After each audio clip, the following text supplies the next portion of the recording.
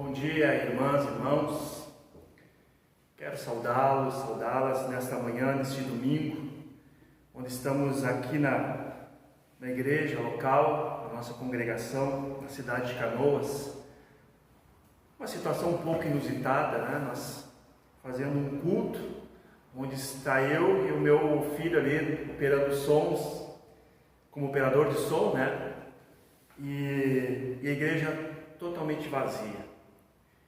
Mas vazia no sentido físico, no aspecto físico, porque eu tenho certeza que Deus está conosco aqui nesta manhã, como está com você aí no seu lar agora, onde você se encontra.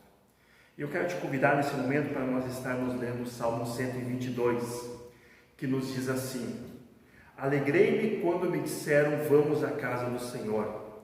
Pararam os nossos pés junto às tuas portas, ó Jerusalém.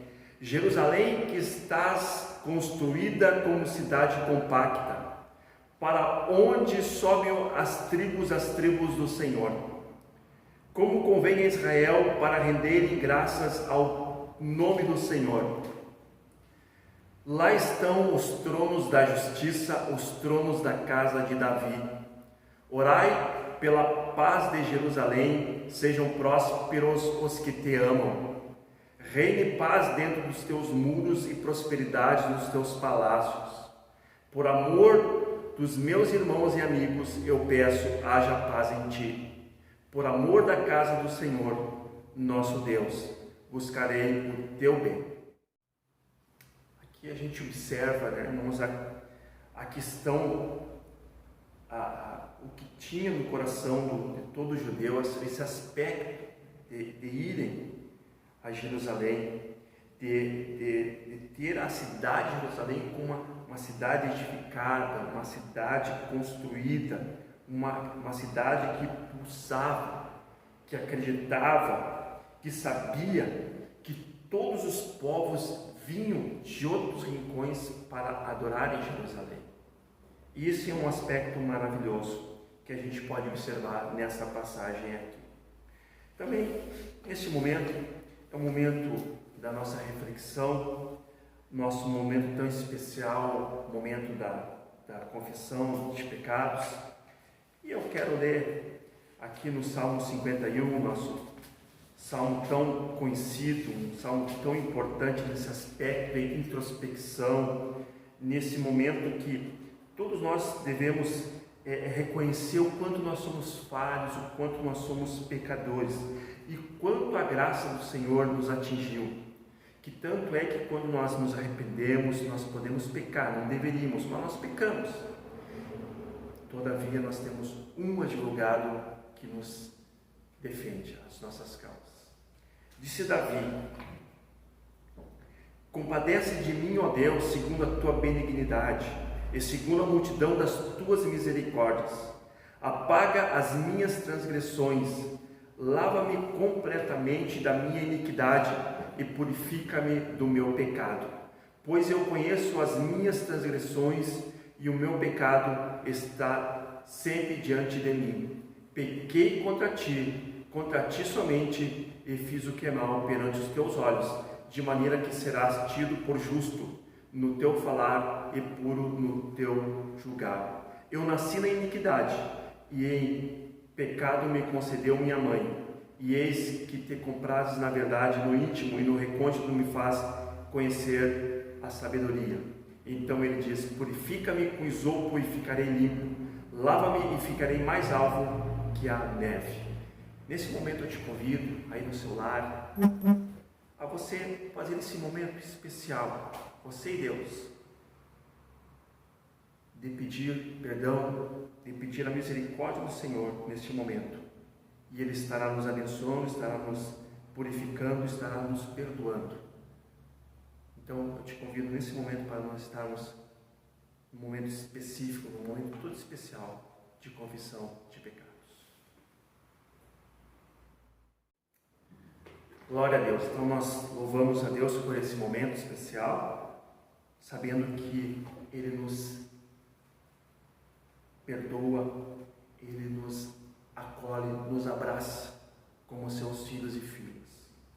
Então não há nenhum tipo de de culpabilidade, não precisa ficar nenhum senso de pesar, de alguma coisa que pode estar nos colocando contra a parede, nos impulsionando, nos tirando o sono. Nós temos um Deus poderoso, que ainda que a gente venha cometer algum tipo de erro, que a gente possa reconhecer, ter essa dinâmica de se arrepender, pedir perdão, e Ele vai estender as suas mãos ali, vai nos lavar, nos purificar através do seu sangue e nos perdoar. Quero convidar as irmãs, os irmãos agora, neste momento, para estarmos meditando alguns minutos na palavra do Senhor. Palavra essa que está lá no livro de Atos dos Apóstolos, capítulo 42, versículo 42 em diante. Palavra do Senhor nesta manhã para as nossas vidas. Atos, capítulo 2, versículo 42 em diante. Nos diz assim: e perseveravam na doutrina dos apóstolos e na comunhão, no partir do pão e nas orações. Em cada alma havia temor, e muitos prodígios e sinais eram feitos por intermédio dos apóstolos. Todos os que creram estavam juntos e tinham tudo em comum. Vendiam as suas propriedades e bens, distribuindo o produto entre todos à medida que alguém tinha necessidade.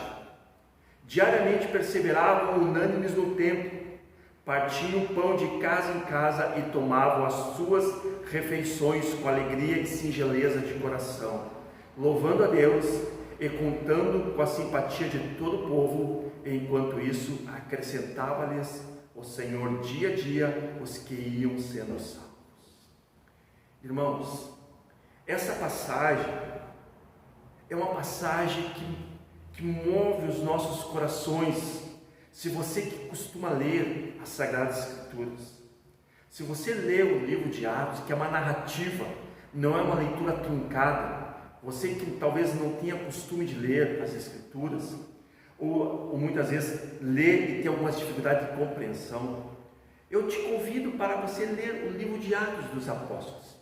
O livro de Atos dos Apóstolos nada mais é do que a história do surgimento da igreja cristã. São narrativas, tem alguns aspectos doutrinários, mas eles não truncam, eles não dificultam a tua leitura. Então eu te convido para que você possa ler o livro dos apóstolos, dos Atos dos Apóstolos, que você vai sentir a leitura fluir. E o principal, é uma leitura que vai tocar no teu coração, na tua alma. E esse livro, no capítulo 2 em especial, é um livro impactante, porque é nesse capítulo que vai acontecer o Pentecostes, o derramamento do Espírito Santo. Vocês se lembram? Quando os apóstolos estavam nos cenáculos reunidos, 120 irmãos e irmãs de mãos dadas, orando, buscando o Senhor incessantemente ali, e de repente o Senhor desce através do Espírito Santo, da terceira pessoa da Trindade, e batiza eles ali. É a plenitude do Espírito Santo, são derramamento de dons, de potencialidades, de talentos que Deus estava derramando. É o início de uma nova dispensação, é o início de uma nova era, de um novo movimento, de um novo acontecimento, porque até então o Espírito Santo descia em algumas pessoas, mas agora o Espírito Santo descerá sobre toda a criatura, todo aquele ser que com seus lábios confessa ao Senhor Jesus Cristo que Ele é o Senhor da sua vida, e crê de todo o seu coração. O Espírito Santo faz morada nessas pessoas, nessas vidas. E a partir daí nós nos tornamos igreja, templo, corpo vivo de Jesus Cristo. E aqui está um povo, não se fala em templo, não há templo aqui. Eu estou no templo aqui, eu estou falando para os irmãos, para as irmãs, o quanto a sensação que dá assim, de estar vazio. Porque a gente está acostumado a ver os irmãos, as irmãs, nós estarmos ali nos cumprimentando, nos abraçando, contando as bênçãos, testemunhando, mas esse é um momento especial que nós estamos passando e que a gente crê que vai passar. Mas nesse momento, na igreja, a igreja nasce a partir desses exemplos. São pessoas que estão sendo batizadas, que estão sendo transformadas. Deus está convertendo pessoas. E uma multidão começa agora a dizer, a professar que é filho e filha de Deus. E elas estão reunidas, elas perseveram nas doutrinas dos apóstolos, e elas se reúnem de casa em casa, irmãos. Olha que coisa extraordinária. Não havia templo naquele momento, não havia uma igreja criada, havia um templo em Jerusalém, haviam templos específicos, sinagogas, mas um templo, uma igreja no sentido bíblico, neotestamentário, que nem hoje nós congregamos, não havia ainda. Mas nem por isso eles deixaram de ser igreja. Você que está no seu lar agora, que está me ouvindo aqui, você faz parte do povo de Deus.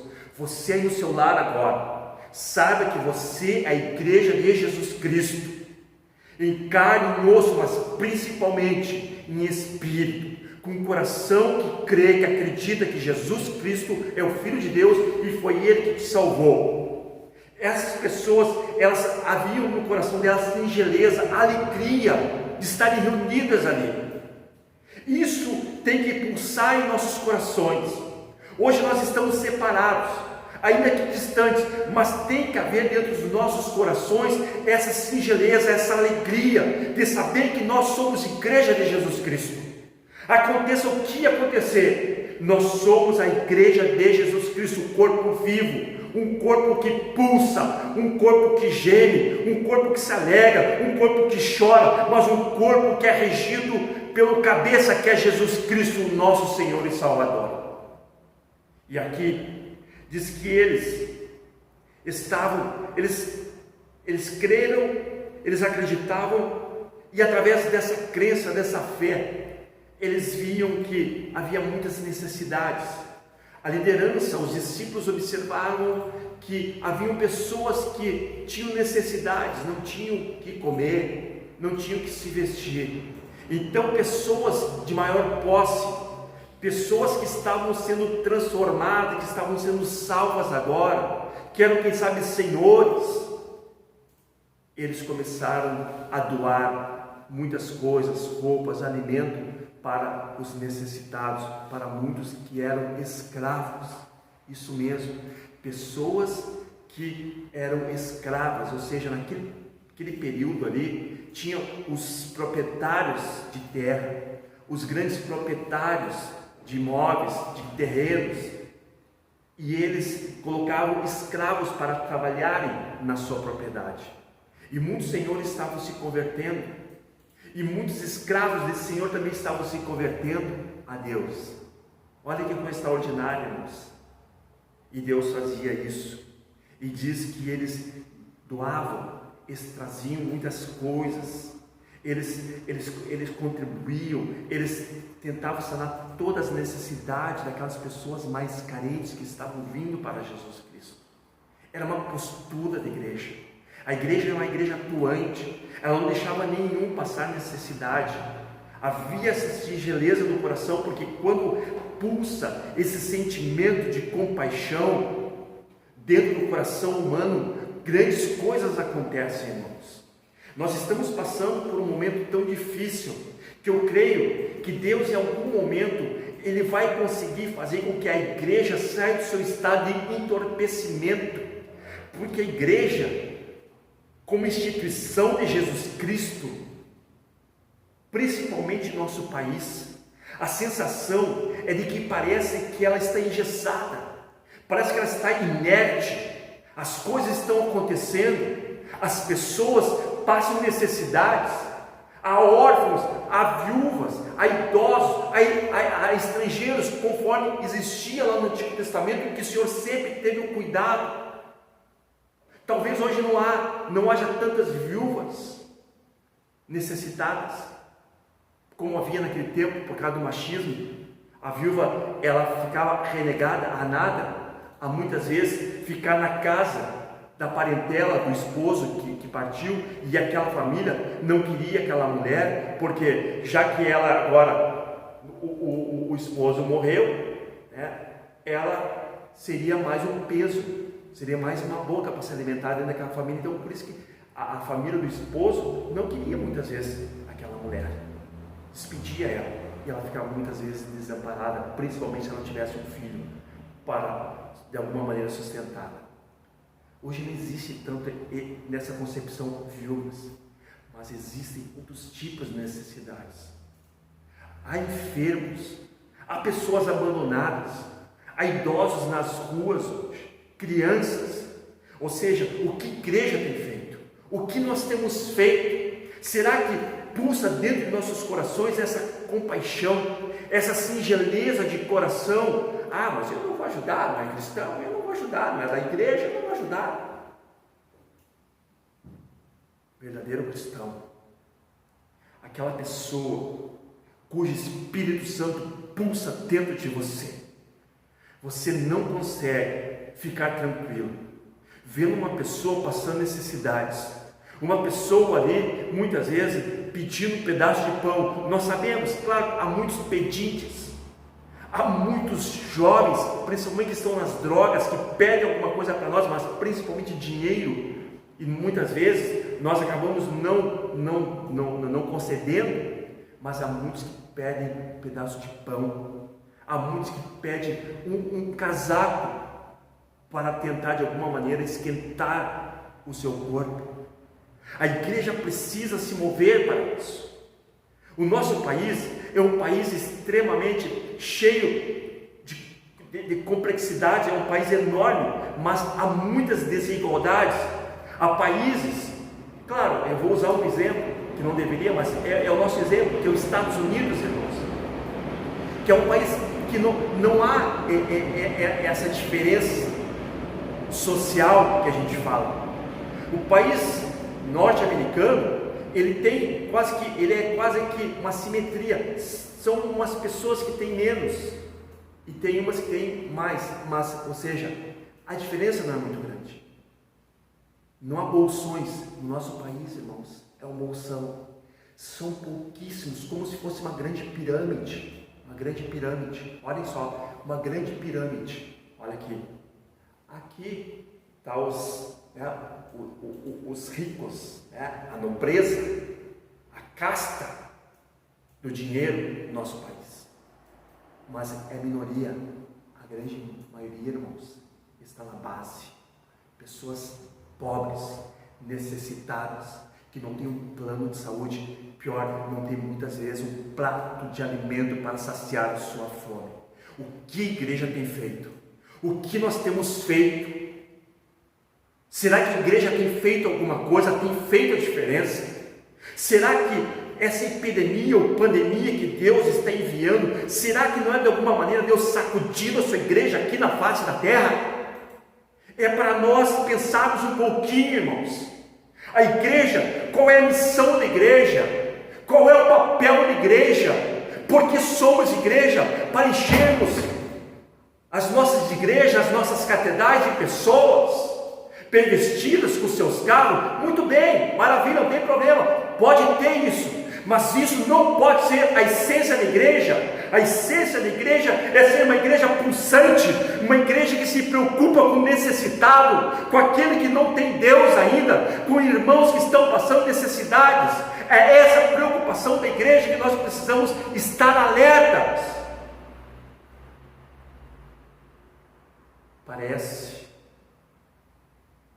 olhando um pouquinho para a história da igreja,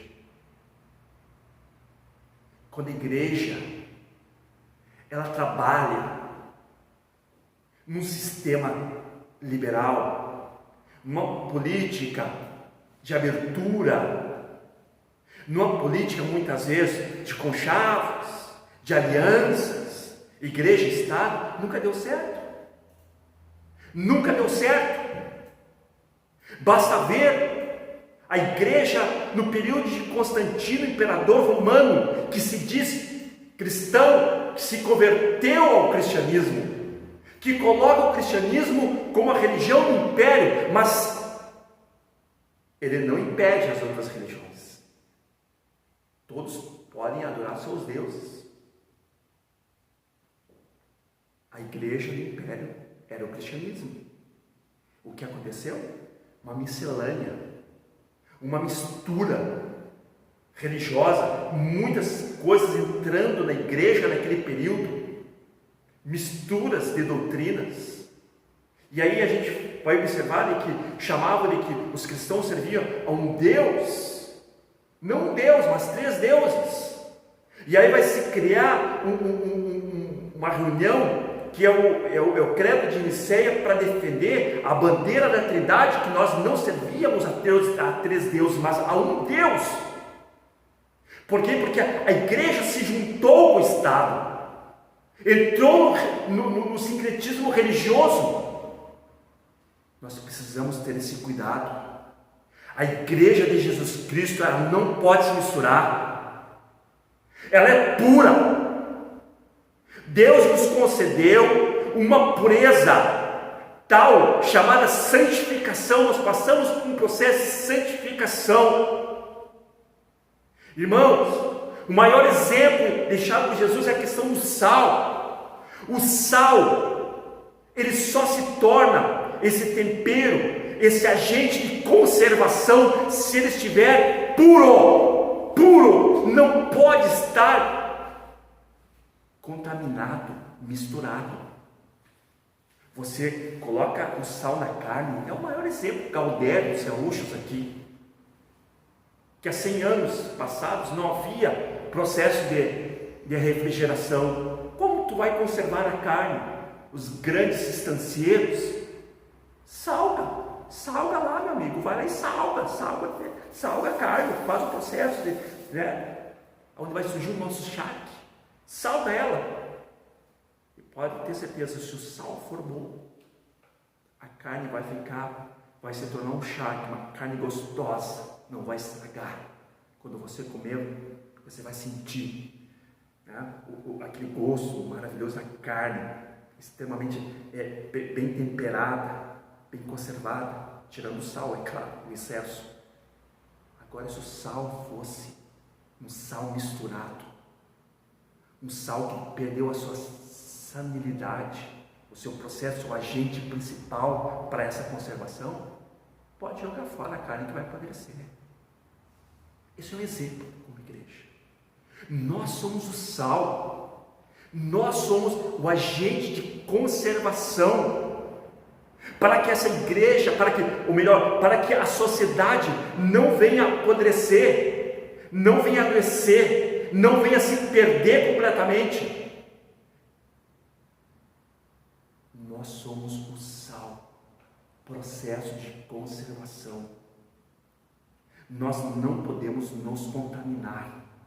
Pelo contrário, nós precisamos continuar puros, como esse tempero que vai causar o processo de conservação numa sociedade doentia, numa sociedade vazia em todos os aspectos, principalmente espiritual, que procura prazeres, procura se alegrar de alguma maneira em vários aspectos, principalmente na bebida, nas drogas. Mas a única coisa que preenche esse vazio é justamente aquilo que nós temos, que é a presença de Deus nas nossas vidas. Você, eu, nós como igreja, nós temos essa missão de ser esses agentes, de sermos essas pessoas que pode de alguma maneira travar esse processo de contaminação do pecado. Quando se fala hoje em contaminação, nós passamos justamente por esse processo de pandemia que toma conta do mundo, e por isso que eu digo, de alguma maneira, é Deus chacoalhando a sua igreja para que a sua igreja acorde. Tem cristão com medo, eu vou pegar o vírus, eu vou ficar doente, não sei o que lá. Você não tem que se preocupar com isso. Você tem que se preocupar sim em não se contaminar com o pecado, não se contaminar com essa sociedade.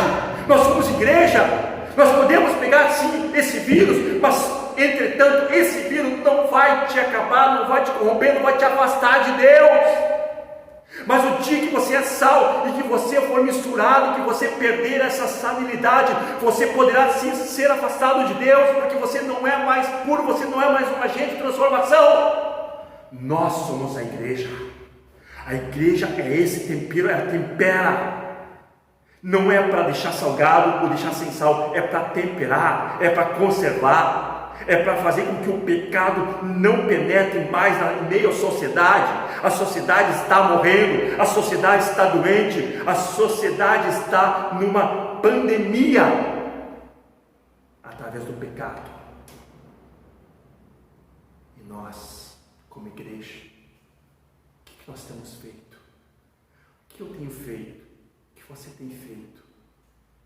Nós precisamos ser despertados. Que esse período, que esta quarentena que está nos forçando a ficarmos em casa, que possamos refletir, que possamos atinar, irmãos e irmãs, de que de alguma maneira Deus está usando esse processo mundial que toma corpo em todos os continentes, que se alastra e que vai se alastrar de uma maneira voraz aqui no país também. Que possamos orar sim, para que essa pandemia não cause tantos estragos no nosso meio, em nossa nação, em nosso país, mas principalmente devemos orar para que nós, como essa igreja que pulsa, essa igreja que se alegra na presença do Senhor, que ela tenha essa compaixão de anunciar, de transmitir, de ser este sal para temperar essa sociedade perdida que marcha para a perdição.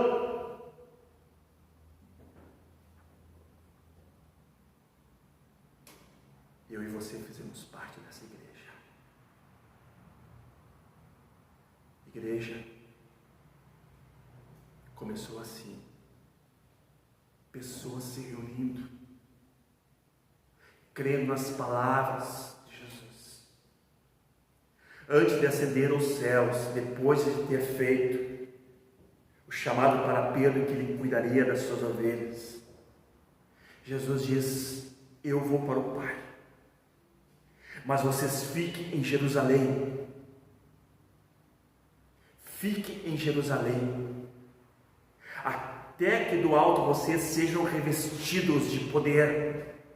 Ou seja, Deus preparou eles. Jesus anuncia ali naquele momento de ascender aos céus, que eles deveriam estar reunidos, preparados, porque viriam momentos difíceis, principalmente perseguição lá na frente. Mas eles precisavam se preparar agora, para poder enfrentar a dificuldade ali na frente depois. Quem sabe o Senhor está nesse momento nos preparando, que vem de momentos difíceis, sim, principalmente para a sociedade. Mas nós, como igreja, quem sabe é um momento que o Senhor nos chama para ficarmos em Jerusalém, ficar na minha casa, na tua casa, nos resguardando, nos preparando, não para não pegarmos o vírus, mas sim, principalmente, para sermos revestidos do poder de Deus. Quem sabe Deus quer usar você, quer usar a mim, quer usar a nós ali na frente, mas nós precisamos para sermos usados, para sermos canal de bênção, para ser o sal que vai temperar essa sociedade lá fora. Nós precisamos estar puros, santificados, preparados, revestidos do poder do Espírito Santo de Deus. Fica essa palavra aqui nesta manhã, guarde ela no teu coração. Saiba que Jesus, Ele prometeu, Ele disse de que Ele estava ascendendo aos céus. Nessa palavra, ficar em Jerusalém, sejais revestido do poder de Deus. E quando Ele está ascendendo, Ele diz: e eis que um dia eu voltarei. Essa é uma palavra de esperança. Não importa as circunstâncias, as necessidades, os problemas que estão à nossa frente. O que importa é que vale a pena traçar esse caminho, porque nós sabemos aonde será o final, como será e aonde estaremos no último dia. Que Deus abençoe você e a sua rica família, em nome de Jesus. Amém, irmãos.